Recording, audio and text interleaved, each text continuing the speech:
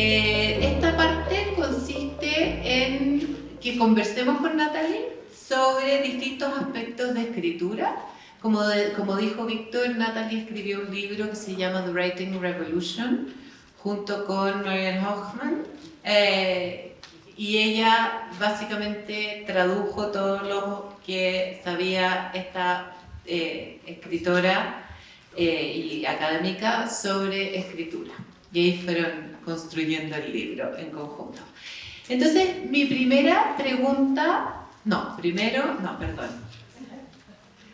A mi lado está Soledad Concha, quien llevamos años hablando de escritura hasta los fines de semana, con nuestra nerditud que nos caracteriza. Y lo mismo con María Jesús Espinosa, que ambas trabajaron juntas en la Universidad Diego Portales. María Jesús sigue en la Universidad Diego Portales y tú solo estás en la Universidad de O'Higgins. La Universidad Estatal de O'Higgins. La Universidad Estatal de O'Higgins. Y ambas están trabajando en la Estrategia Nacional de Fortalecimiento de la Escritura. Gracias, es un nombre largo y ensayé ayer para acordarme. Así es que tenemos harto que conversar. Y, bueno, Natalie ya la presentó Víctor. Mi primera pregunta es a Natalie. Natalie, so now we switch to English, so we can have a nice conversation and more fluid.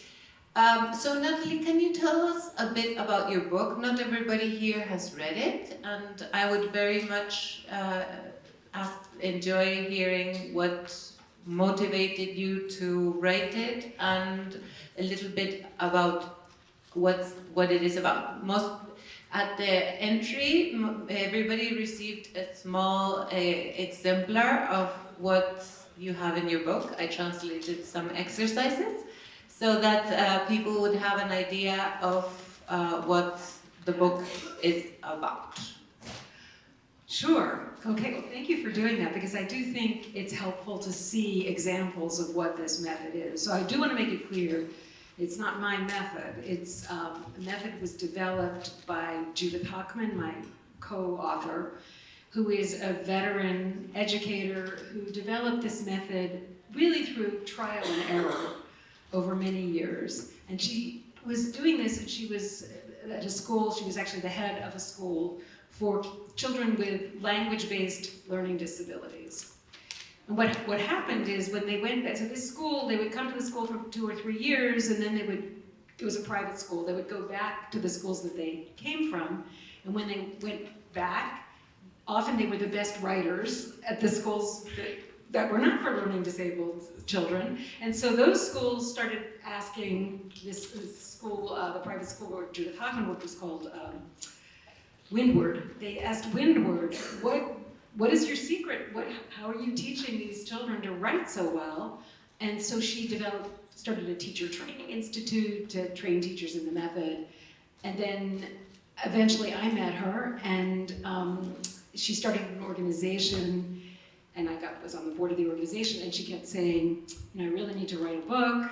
But she was very busy. One of the other board members said to me, Judy's never going to write that book unless somebody helps her. So that's how the book came about. And I learned a lot from her through writing this book with her, and also talking with teachers and seeing how this method works in the classroom. So do you want me to sort of summarize them? Yeah. So, I don't know, there's 6 principles, but I don't remember them all. I came up with them one day. It's just like, we need some principles. But basically, one principle is that writing instruction needs to start at the sentence level. And in the United States, we don't do that. We just expect kids we teach them some rules of grammar, not so much of that anymore, but we basically expect them to learn writing through doing it. If you just write enough and you read enough, the idea is you'll figure out how to do that. But for most kids, that doesn't happen. They really do need explicit instruction, and it makes sense to start at the sentence level for a number of reasons. And one is that working memory problem, because writing is really, really hard. I think it's much harder than we as adults who know how to write, I think it's much harder than we think it is. And if writing is hard, writing at length, it only makes it harder. So to modulate that cognitive load that writing imposes, it helps to start at the sentence level. And another reason to start at the sentence level is teaching grammar and conventions of written language, which, the syntax of written language, as I think I mentioned before, is always more complex than spoken language. And of course, kids speak all sorts of, at least in English, even if they're not writing complex sentences, the subject and the verb might not agree, all of those things. It has been found it doesn't work to teach rules of grammar in the abstract, because it does not carry over to independent writing for most kids. It's too abstract. So what they need is to have those things taught in the context of their own writing, so correcting the mistakes that they make. And if they've written 5 pages full of mistakes, then where do you begin? But if you are starting with 2 or 3 sentences, it's much easier. And then it's also, just as a matter of logic, if you can't write a good sentence, you probably can't write really a good paragraph or a good essay. So it's Judy Hoffman says the sentence is the building block of all writing. So that's one principle there, is that you start at the sentence level for those various reasons. Another important principle is that you embed writing activities as much as possible in the content of the core curriculum, not having students just write about their own personal experience, or their personal opinions about things. A lot of the writing that is done in the United States is that kind of writing, and not a separate writing curriculum with its own topics, because some of those curricula in the United States, they don't give kids very much information about those topics. You can't read well and understand what you're reading if you don't have background knowledge of the topic, but you really can't write about a topic if you don't have enough background knowledge. So that's important. But also, writing about what you're learning is an extremely effective way to boost comprehension and retention of that information. And that's been found in many studies. So why not use writing to build and deepen and reinforce the knowledge we really want students to retain? So I'd say those are the basics. And there are a lot of details and activities, and it does go beyond the sentence level. It goes all the way through argumentative essay. And I would say one more thing, which is the other aspect of the method that's really crucial is teaching kids explicitly how to outline paragraphs and essays. Even if you can write a good sentence, writing at length imposes a cognitive load. It's on its own, because you're thinking, wait, what was I going to say next? Did I already say that? And if you have learned to create a linear outline, then you can offload some of that burden. You don't have to juggle all those things in working memory, and that enables you to write at a higher level. So I'll stop there. Wonderful. And just to set the base, I'd like Soledad and Maria Jesus to tell us a bit about the national strategy for writing, just where it starts from, and describe it just a bit. Okay. I should start by saying that we didn't have a national pedagogical strategy before, which is all the more important because we do have a very good curriculum, but we infer, because we don't have data about this, that teachers don't really know how to apply that curriculum in the classroom, and we do have a lot of evidence of problems with writing among our students, right? So that is to say that it was very relevant for us to do it. And the strategy that Maria Jesus and I and a team of people are doing at Universidad O'Higgins and Universidad Diego Portales, we're trying to use the 2 dimensions that the curriculum recognizes for writing instruction, that is free writing on one side, and then guided writing or systematic writing education on the other side. And for both, we're providing the system with resources for the students that we call notebooks, diarios, And we're giving the students prompts to write for free writing, and the teachers some guidelines for them to create in their classrooms communities where students can be motivated for writing, for free writing, experiment for writing. And that has a very good reason behind also, and that is because we have been collecting data that shows that our students are really not motivated for writing, and that writing motivation decreases through grade levels in our country. So if you ask very young students if they like writing, they're gonna say, yeah, we love it. And then if you start going up and up the grades, they're gonna say they hate it. And that is very important because we know that writing motivation predicts performance, right? So that's for the part of writing motivation or free writing. And then for the guided writing or systematic writing instruction, what we're doing is also providing the system. This is supposed to be happening on March, so I'm giving you the preliminaries of what this is going to look like. But we're going to be giving students guided writing notebooks where they have exercises that include the process of writing, that include the grammar, the structure, etc. And of course, we're giving teachers the guidelines. This is a very general overview. I don't know if Maria Jesus wants to add. Okay. So we can go deeper into it, but that's just to say what is general about the policy. Okay, so you basically answered my question about what happens with the teaching instruction here in Chile. But maybe Jesus, who did her doctoral thesis on that, might give us some ideas. Well, so we have a lot of challenging issues with writing instruction. Well, first of all, motivation is a big issue because not only kids are struggling with writing because they don't like it, but also teachers, they don't like writing and they don't like teaching writing because they see it's very, very challenging for them because they have to spend a lot of time grading the texts, and then they see that kids don't read their feedback, well, you know, usual stuff. So they and of course I'm generalizing that of course there's a lot of great teachers that teach excellent classes on writing, but we have a lot of evidence that this is a kind of generalized problem. So another issue that we have is that as a school we kind of lose our purpose for writing. So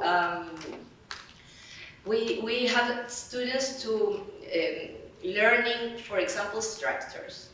You know, learn the structure of a news, and is news, yeah. And then write your own news about something that happened 3 years ago and no one remembers. So did you have your headline and your I don't know the words for this in English, epígrafe, bajada de título, and then el cuerpo de la noticia,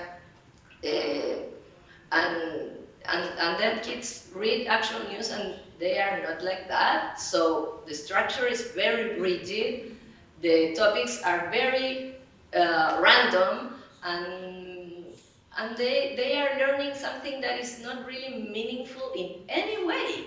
And I think that's because we as education system are not focusing on the purpose of what is important. And I think that connects with what you were saying before, Natalie, that it's not really, in writing we can see this a lot, it's not really a dichotomy on it's important to focus on content or in the skills, it's both.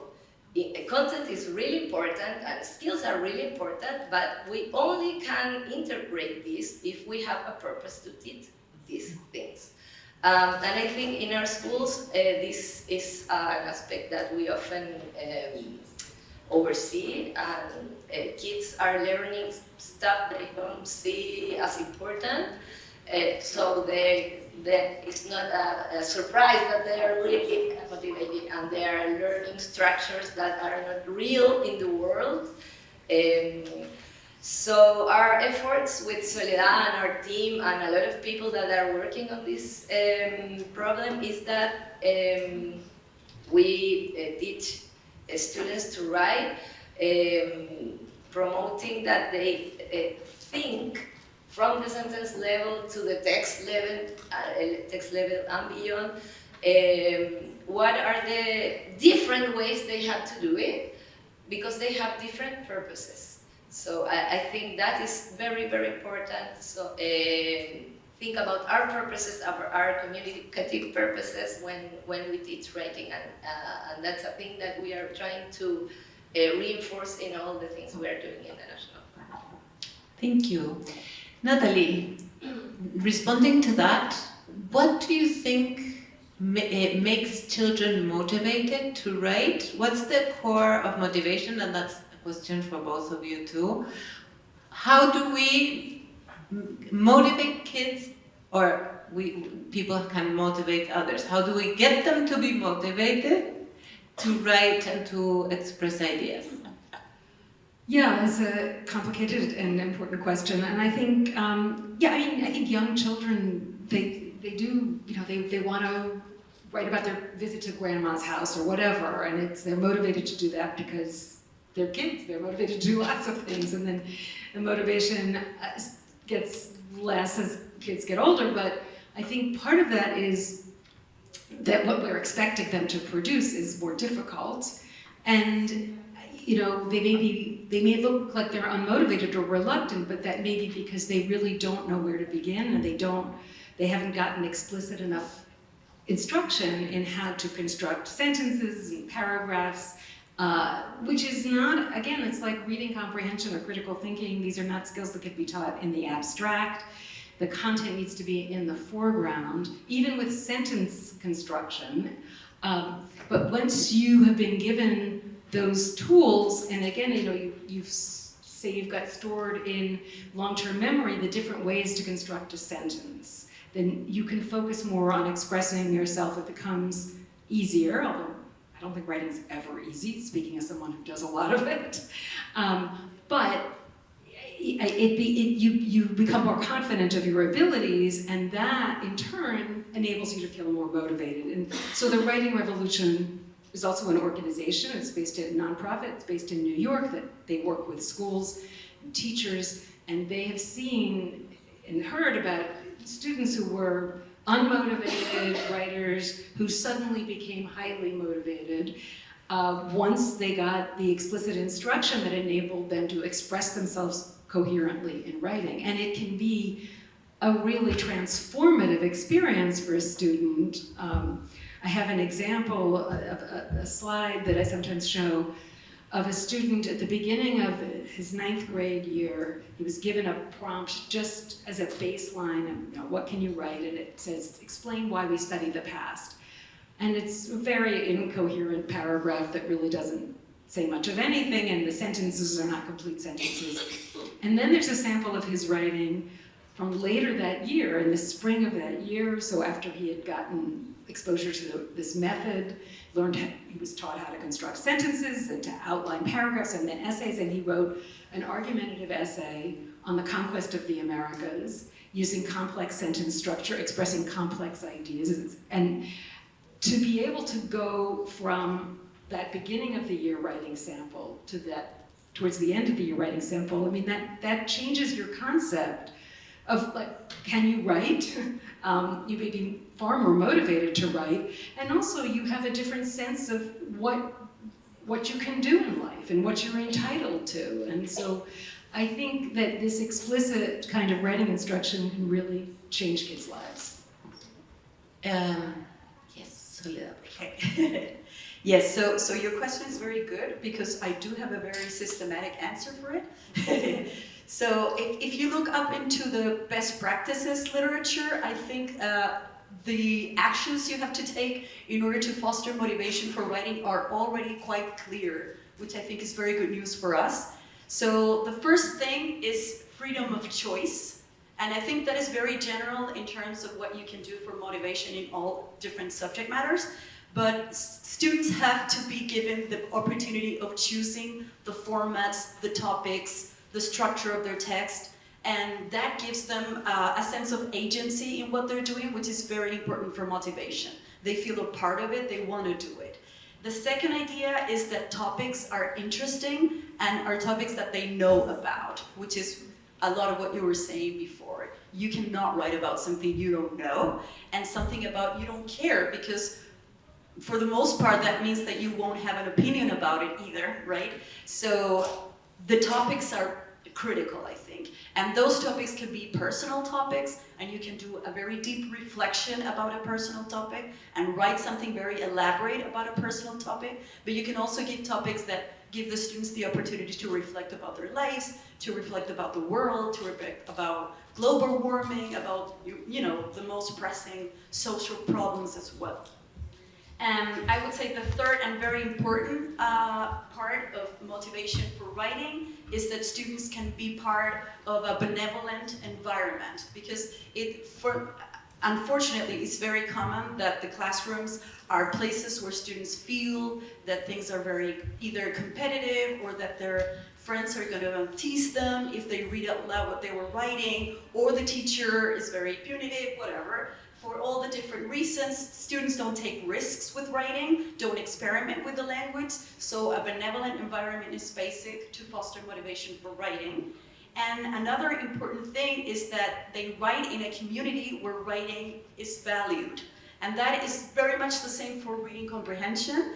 If you don't belong to a group of people, a family, a classroom where people read and love reading, and reading is important for interactions, same is true for writing. If you don't belong to a group of people that value writing, that care about writing, that communicate with writing, that talk about writing, reflect about writing, then you won't write. So it's very important that you can create in your classroom an environment where writing is valued.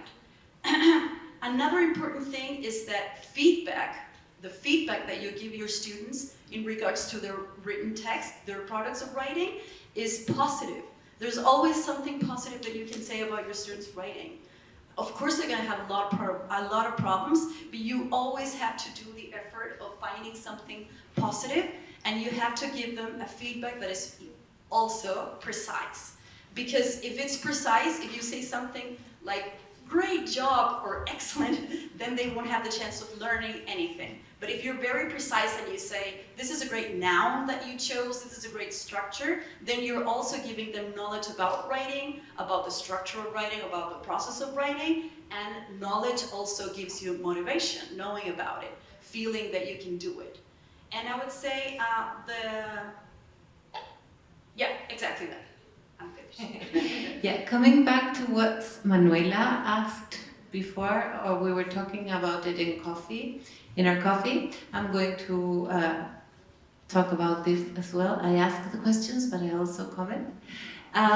Is that what you said about choosing topics? I somewhat disagree. I think that there's a space where children should choose topics, but also when we choose topics, for example, in language arts that we're working with in language arts, for example, arthropods, like the structure of the beetles and insects and such, and we're seeing third grade, and we're understanding how these beings exist, and that they're extraordinary beings, and children usually will click with that so easily. And they're very motivated in science, and if you have a very great science curriculum and you teach very well that, then you can make them write during language arts about what they've learned in science. And if you give them that topic, then they won't have to think, and they won't have to go find extra information and get lost in the internet and get lost in the games that compete with the internet because they've already turned on the computer, and so you lost them completely. As soon as they get to the computer, you lost them completely. And so when they really know about the topic, and it's meaningful because the science teacher is also going to read it, and the other students are going to write about another insect that's the one that you chose, maybe you can give them some choice, but what they really need at school level is to feel that their knowledge and their writing and their reading are meaningful and are useful for all the other actions they have in school.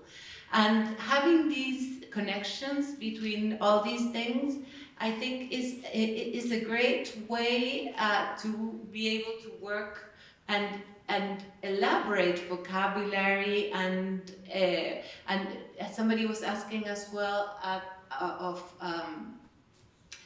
so how do we choose what this curriculum? Well, it's very important. Insects are part of what we see each day, and if we don't know about about what they do and how they reproduce and how they give us so much every day, then we won't be able to interact with these beings that are a very important part of our world. And we won't be able to talk about them, and we won't be able to write about them. And so I think motivation is quite an issue, but also what we adults do in joining and giving sense and meaning to what we're doing in school. Yeah, I'd like to follow up on that, on the question of choice in particular, because I've talked to teachers who basically, they told me the problem with choice is I don't know about what they're writing about, and so I can't help them. So one first grade teacher said to me, I sometimes let kids, they won't write about what they want, but if they write about a visit to their grandmother's house, I don't know what they did there, I can't really help them. But if they write about what we learned about in science, that's where my instruction is going to be focused, because that's what I can help them with.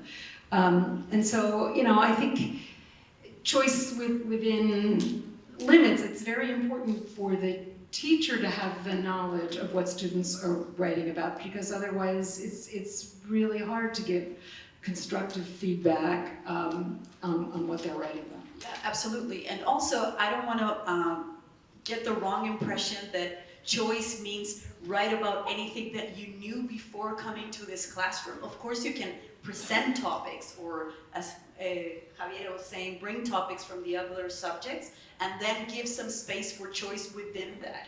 I mean, of course, we want to give students knowledge about new topics, and then you can ask them, which of these topics do you want to pick, right? So you can have a space for choice, but not necessarily meaning that students are just going to write about what they knew already.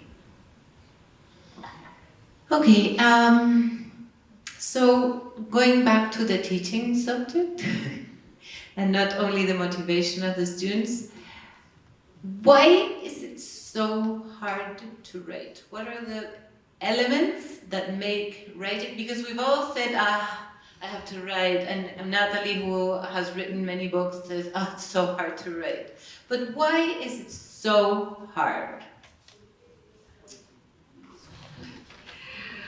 Well, I mean, you could say it's because of the burden it imposes on working memory, but why does it impose such a burden on working memory? Well, it's particularly hard if you're still learning things like spelling and how to, you know, just organize your thoughts at a basic level. But it never gets easy, right? So just remember, it's even harder for kids who are not yet fluent writers. But I think part of it is when you write, and this is what makes writing so powerful as a learning tool or a lever for deepening knowledge and developing analytical abilities.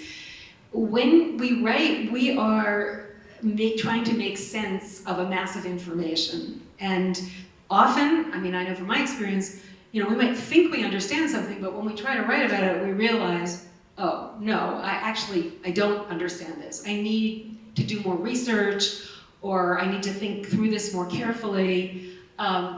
It's, you know, it's harder than just talking about a topic. I mean, maybe partly because once you put it down and you see it, you think, wait a minute, that doesn't make sense. Or, you know, just articulating in this more concrete form really requires much more cognitive resources than just, and it's partly that, yes, you have to use this more elevated syntax and vocabulary, usually if you're doing formal writing, but it's also just, you know, putting it into that concrete form, your mistakes are much more visible, right? Yes, well, I totally agree with Natalie. It has to do with the writing process itself. It never gets easy, that's true. Because for writing, you have to know a lot, and you know, you have to know. Can I do this in Spanish? I'm sorry. Me va a salir más fluido. I can wait for you, Natalie. Okay. Uno tiene que saber sobre muchas materias. Tiene que saber sobre la lengua, tiene que saber sobre estructuras oracionales, vocabulario, ortografía, recursos y estrategias retóricas. Tienes que saber sobre el género discursivo que vas a escribir, tienes que saber sobre tu audiencia, qué sabe tu audiencia, tienes que saber sobre el tema, porque si no, sobre qué vas a escribir. Todos estos conocimientos los tengo que poner en papel, digamos, o en digital, y eso implica además un esfuerzo motor, y es que va lineal. Y nuestra capacidad cognitiva de la memoria tiene una capacidad, es ilimitada, efectivamente. Por lo tanto, no podemos pensar en todos esos aspectos, nuestra audiencia, la ortografía, la palabra que escojo, lo que dije antes, lo que quiero decir después. ¿Será esta la mejor manera de estructurarlo? Al mismo tiempo. No lo puedo hacer al mismo tiempo, es imposible. Nuestra capacidad humana no lo permite. Por lo tanto, le tengo que dedicar mucho tiempo. O sea, no solamente tengo que conocer mucho para escribir, sino que además tengo que dedicar tiempo. Y eso hace que para las personas, para los estudiantes y para nosotros adultos también, sea una actividad que requiere mucho esfuerzo. La escritura requiere mucho esfuerzo. Existe esta idea, ¿cierto?, de sentido común de que hay gente que escribe bonito o como que nació con el talento para escribir. Pero la verdad es que nadie se sienta y escribe un texto complejo así como por inspiración, sino que en general lo que ocurre es que uno se sienta, escribe algo, sí, más o menos está encaminado, pero después lo revisa, después se lo muestra a otra persona. Bueno, todo eso requiere mucho tiempo. Y eso, digamos, compite mucho, sobre todo en nuestra sociedad, como de la satisfacción tan inmediata, ¿cierto?, con otras cosas. Y lo hace más difícil. Y yo creo que por esta misma razón es tan importante tener propósitos para la escritura que hagan sentido a todo este esfuerzo que vamos a dedicar. A escribir textos que realmente alguien más va a leer, porque en ese sentido, bueno, todo este esfuerzo en revisar, en volver a pensar, en descartar una idea que me costó tanto decirla y ahora como que no queda bien, pero le puse como todo mi cariño. Si yo sé que este texto va a ser compartido, va a ser difundido, tiene un sentido, bueno, ya, hago ese duelo, ¿cierto? Pero en la medida en que yo escribo cosas que no tienen ningún interés para mí, como por ejemplo escribir noticias que pasaron hace 3 años, volviendo a mi ejemplo anterior, que además, ¿quién va a leer? Bueno, lo hago en la clase rapidito, así como lo que pueda, y para qué me voy a esforzar más. Los niños, sobre todo en la escuela, los estudiantes y los seres humanos somos muy estratégicos y operamos en general haciendo cálculos de costo y beneficio. Si mi beneficio es reducido en términos de que ya esto me vale un pequeño porcentaje, una nota lo va a leer el profesor y nadie más, y esto no tiene ningún impacto en nada, bueno, no le dedico tanto esfuerzo. Entonces, si queremos enseñar escritura, es súper importante pensar en cómo llevamos propósitos que sean desafiantes y relevantes para que nuestros estudiantes realmente tengan una razón para destinar estos esfuerzos. Perdón por lo largo, pero me parece muy Perfecto.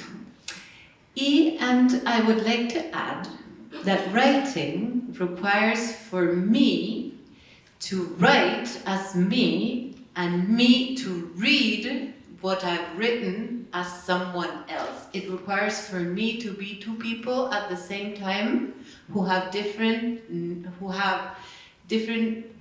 amounts of knowledge, and that for small children is extremely hard because their theory of mind, which is the ability to think as someone who is different from me and understand that we might not be feeling the same, we might not know the same things, we might have different problems there of communication. And so it's very, whoever has stepped into a class classroom will empathize with me. And children will go and say, but I wrote that there. I told you that it says it there. And you said, where? I don't see it. I don't understand it. But it's there. So children think that when they write something, you're kind of in their minds. They don't have the ability to understand and to sit in front of you as another person and understand that you don't know exactly what they do. So when I put the word anthropods, it's obvious that you know all the characteristics of the anthropods. That's why I didn't write any more characteristics, because for them it's obvious that what they know, you know. Which is what some authors do, and I hate them because they're very difficult. And I would like to say, for example, when you read the ministry documents and you find all these siglas, all these acronyms, and it's exhausting because you really don't understand. Well, so being able to stand as a writer and a reader at the same time, I think is also a very demanding thing, and it's frustrating for the children at the beginning, and that's why I would like to go a little bit further into what pedagogical practices are very useful to teach writing. What are the best practices for writing? And that I would like to ask Natalie a bit about some examples. You all have them in your paper.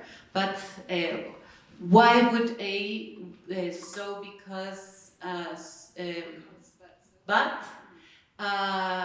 exercise be relevant, for example, in history or for the writing in science?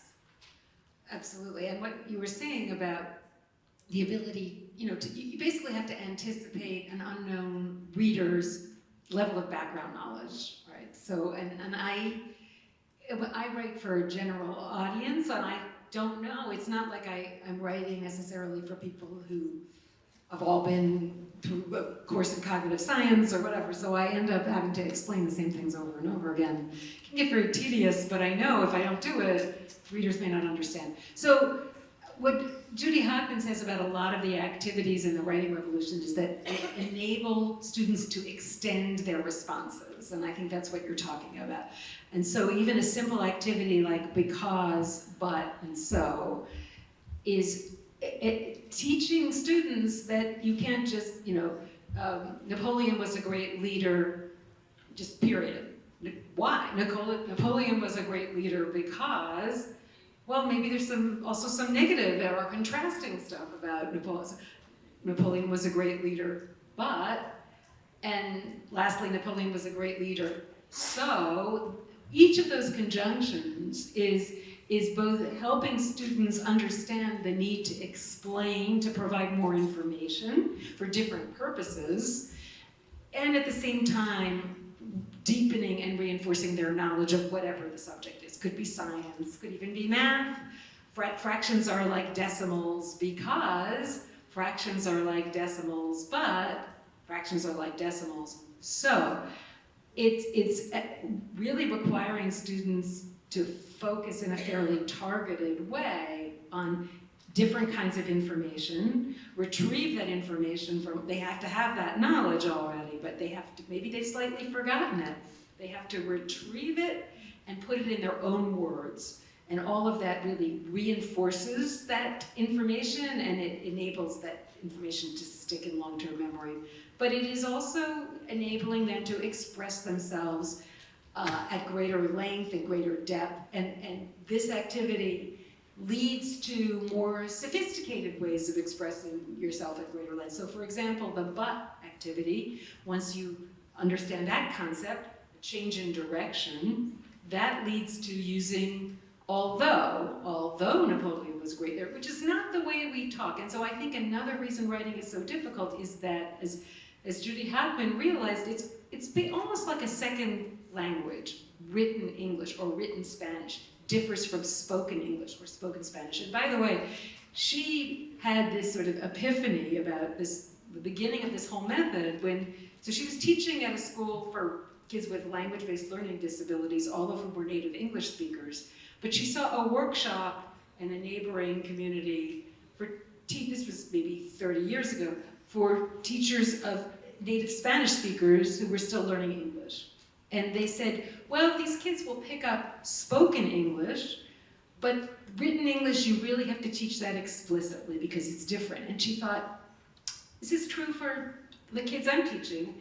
They can speak English fine, but then they try to write the way they speak. And even if you're a native English speaker, that doesn't work. And one reason it doesn't work is you do have to provide more explanation. You don't have gestures, intonation, things that convey your meaning non-verbally. And you're also not getting cues back from a listener like, what?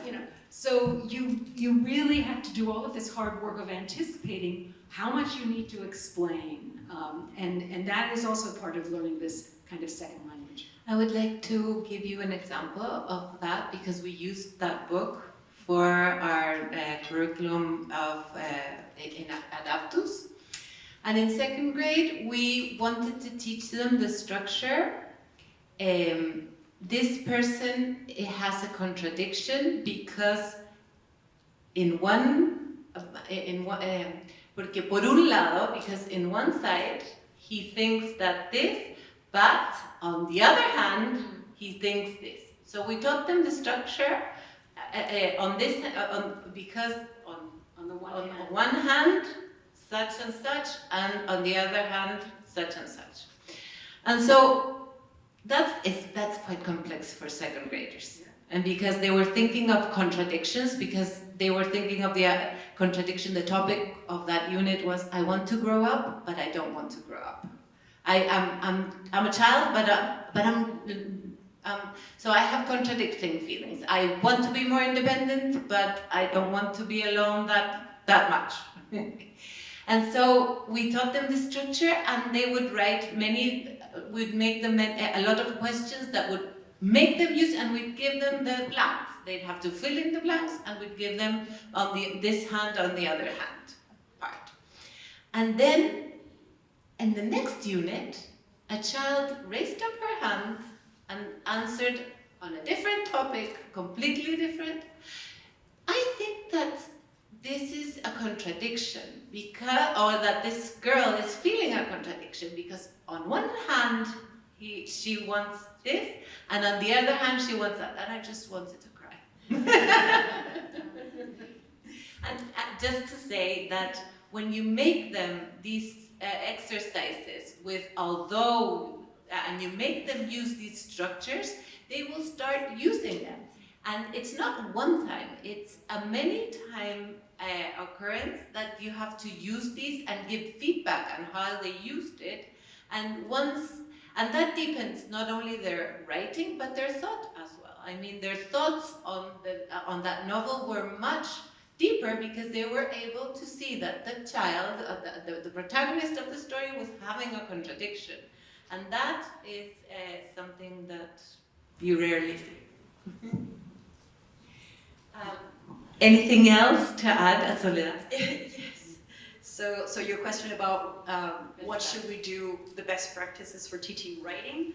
Of course, it's a huge question, so I'm not going to be exhaustive about it, but I would say, like, in general terms, you should always think about teaching about writing, about the process of writing, about what it takes to write, the difficulties of writing, about what good writers do, etc. You should teach about the text, the qualities of the text, the genres, the cultural values behind them, and also their structures. And you should teach about language. I mean, in terms of like you designing a curriculum for teaching writing. And in doing that, how to do it, of course there are many ideas, but one very important idea, adding to what Maria Jesus was saying before, is giving student tasks that have real purposes. And why is that? And it's very related to the problem of how we teach the process of writing. right? That it's in our curriculum, and I know there is some debate in the US about whether the process approach is good or whether it has problems. I've had some discussions, but I think what happens here that we have been observing is that because our curriculum is on the side of the process approach, most of the time we see teachers doing the process approach and students hating it, because it's like, okay, we're going to do the planning, we're going to do the drafting, then we want to do the revising, and students really don't want to do it because they don't have a purpose to do it. So if you're writing something that you really care about, and for example, you want to publish, or somebody's going to read it, your parents are going to read it when they come to the parents meeting, or you're going to post it somewhere in the school, that you want to really do this for a real purpose, then the process of writing will have a meaning. Then you will be interested in getting your text to be better, so it can communicate, so you can have your parents to feel, happy about you, or etc. Okay, and for that, I think teachers have a very important role in modeling this process for the students. Okay, so we have seen a lot of teachers saying, like, now it's the time for planning, now it's the time for revising, but they don't really tell the students how to do it. Okay, nobody's going to do it just because you say it. They have to know how to do it. And I think a very good strategy is the coping modeling strategy, because it's a teacher doing this in front of the student, but not doing perfectly. It's not me saying, okay, now I'm going to write, and I'm going to do like a perfect structure and give the students the impression that it was effortless. On the contrary, you want to show how actually you make decisions while you're writing. Sometimes you make mistakes and you have to find strategies to solve those mistakes, that you think aloud in front of the students and show them that writing is never, as Maria Jesus was saying, something you do just, out of your mind very easily, but it's always something that you have to work on, and it's always going back and forth and asking yourself questions and thinking about your audience, and thinking about your purpose, and comparing what you did to what you wanted to do, etc. Okay, so that's something. And what does working at the sentence level give us with what Soledad was talking about? Why working at a sentence level enable us to, because I'm not going to make it as a question, I'm just going to comment. So if you give the children a very long task and they have to write an essay, and then you say, oh no, but you should revise it and write it again, because it's so long and they spend so much time and energy and all that. And just because you want them to make sentences longer, or not repeat the same word many times. In Spanish, it's very ugly to repeat the same word at the same time. You have to use your synonyms, not like in English. And so, but if you work at the paragraph level, or if you work at the sentence level, then you can really make them write it 3-4 times, and they'll see that every time it is better. Which you can't do with the texts that you're going to publish somewhere or in a magazine for the school or whatever. So I think you have to work at both levels.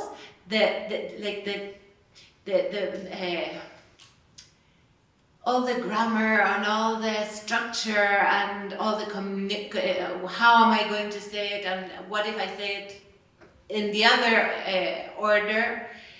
That should be done with very small structures like sentence or paragraphs. And the longer writing, the more exhausting writing, will benefit from that work you've done before, if you've done it well, of course. And the children won't have to write things so many times. And of course you're not going to ask them to write them so many times, because you understand that there's a point where you'll kill their motivation. Yeah, I'd like to respond to that. I think that with the writing revolution method, which is a process approach, but it's not, so there's another prevailing approach that's often called writer's workshop. I don't know if you're familiar with that here, but it has students, and my son was an early guinea pig for this when he was in 3rd grade. I didn't know what was going on. He was writing the same piece over and over and over again. And I think that is hard for students. I think they lose motivation to just do, go over the same piece over and over again. But if you have them plan it before they write it, especially and I'm not talking so much about personal essay here, but if they've learned how to construct first a good outline for a single paragraph, and then when they've got that idea, then an outline for a multiple paragraph essay, it's a fairly easy matter to then translate that to a finished piece of writing. They need to draw on the sentence level skills they've acquired, but they have a roadmap for where they're going. And I think that's much easier than rewriting an entire, it's really demoralizing to be told, oh, you wrote these 5 pages, but now can you do it again? Because, it could be a little better. It's much easier to revise an outline. You show the outline to the teacher, and the teacher at that point can say, well, wait a minute, you're repeating this here, or you're going off topic here. It's much more manageable to revise the outline than to revise a whole essay.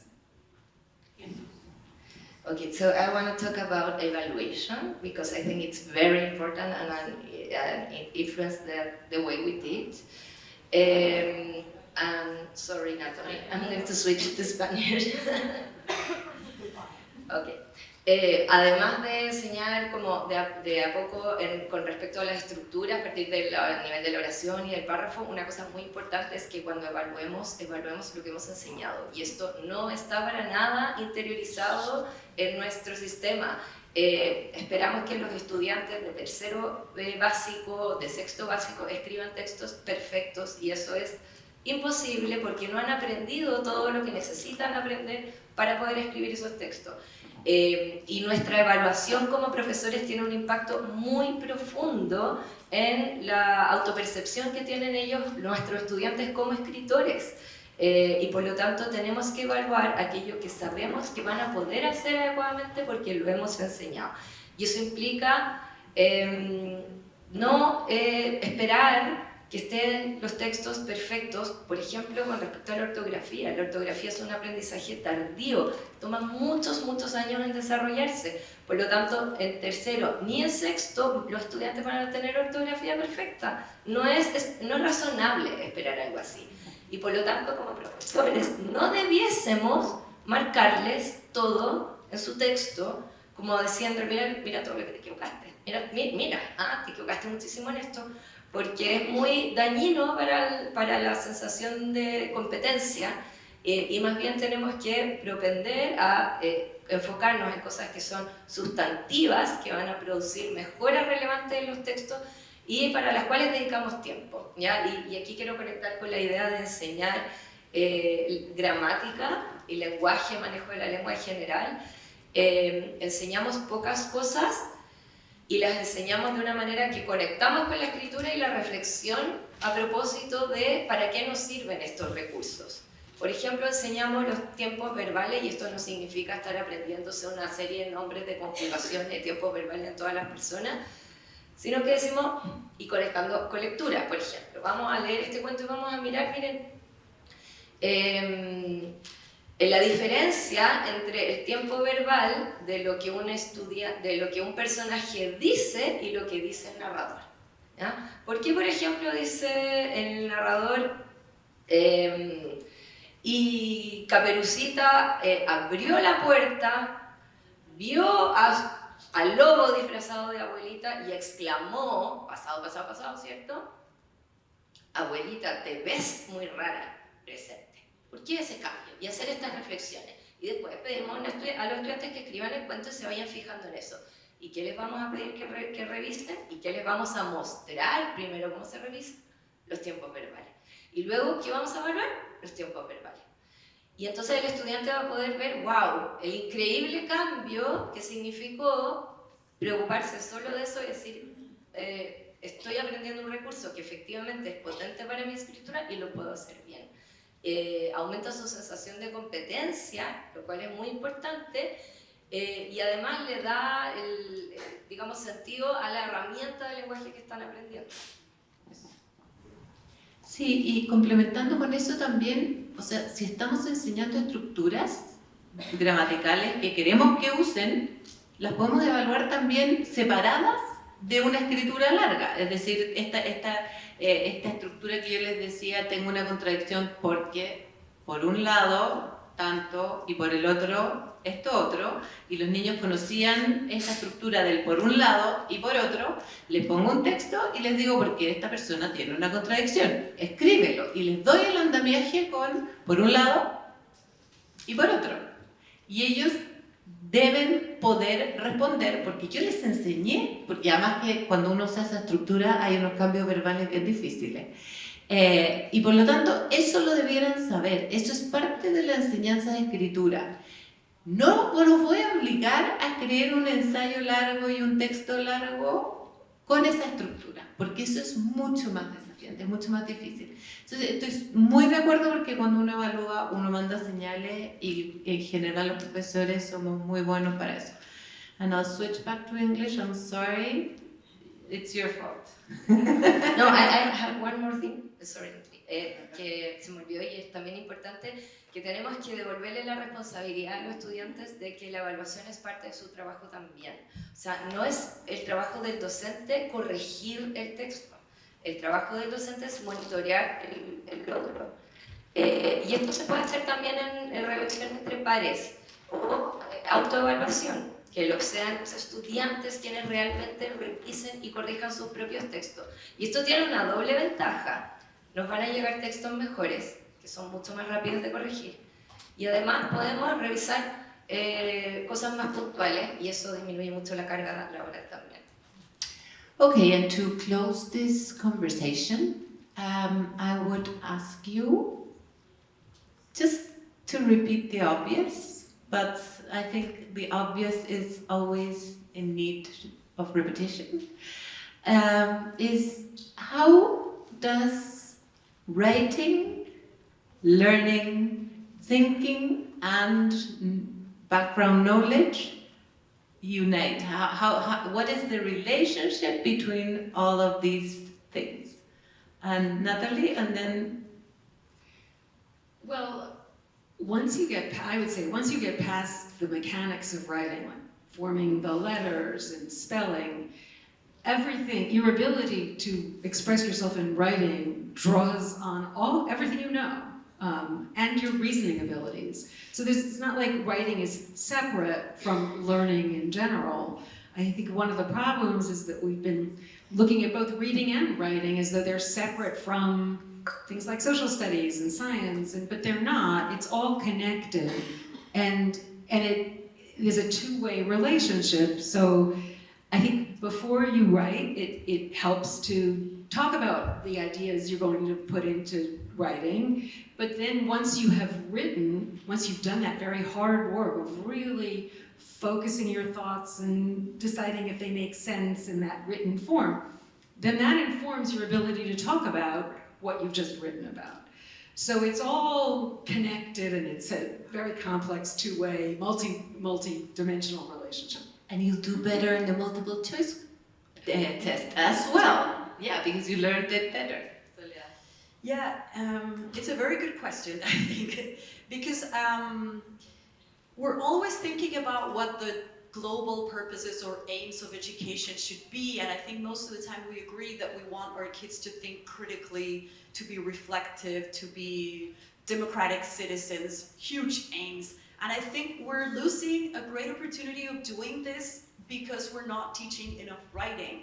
Because writing is like the best place where we can actually think about more complex ideas. If you write your ideas down, then you can think with more ideas. If you're just talking about it, then you have one or two ideas in your mind because of the problem of memory, right? Of working memory. But if you write it down, then you actually have the chance to think or to come or to create knowledge, to build knowledge with more ideas, where you're dealing with more ideas at the same time. You're dealing with your own ideas, but you also can bring in the ideas of others. You can actually reflect about what others have said, think about it, analyze it, then have a new idea about that, build knowledge with that. So I think writing is like the best medium for critical thinking. And I also think it's a very good way of communicating, of course, but I wouldn't want us to just limit ourselves to thinking that we want to teach our students writing because of this instrumental idea that we want them to communicate efficiently. Of course it's important, but it's just one of the outcomes that we can get from writing instruction. I think this other outcome is more important. Totally agree. And Jesus, would you like to add anything? Okay. So thank you all for coming, for your great ideas, and for sharing with us all your knowledge.